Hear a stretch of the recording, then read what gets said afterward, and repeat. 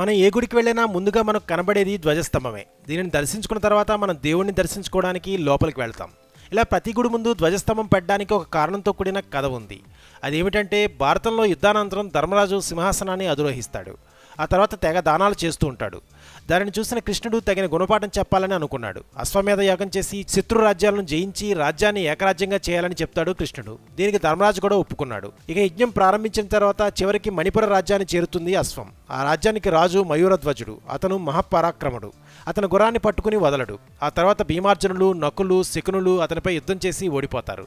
ఆ తర్వాత కృష్ణుడు, ధర్మరాజులు ఒక కపట పథకం వేసి వృద్ధ బ్రాహ్మణులుగా వెళ్లి ధ్వజుడు శరీరం నుంచి సగభాగం కావాలని కోరతాడు. దీనికి ధ్వజుడు ఆనందంగా ఒప్పుకుని శరీరానికి తన భార్యాపుత్రుల సహాయంతో కోసి ఇస్తాడు. అప్పుడు కృష్ణుడు అతని దానంగుణం చూసి ఒక వరం ఇస్తాడు. అప్పుడు ధ్వజుడు ఎప్పుడు మీ ముందు నీ ఉండేలా అనుగ్రహించండి అని కోరతాడు. అప్పుడు నువ్వు అన్ని గుళ్ల ముందు ధ్వజస్తంభంగా వెలుస్తావని చెప్తాడు కృష్ణుడు. ఈ రకంగా ప్రతి గుడి ముందు ధ్వజస్తంభాలు వెలిసాయన్నమాట. అంతేకాకుండా ధ్వజస్తంభాన్ని మొక్కి ఆ తర్వాత దేవుడిని దర్శించాలని అంటూ ఉంటారు.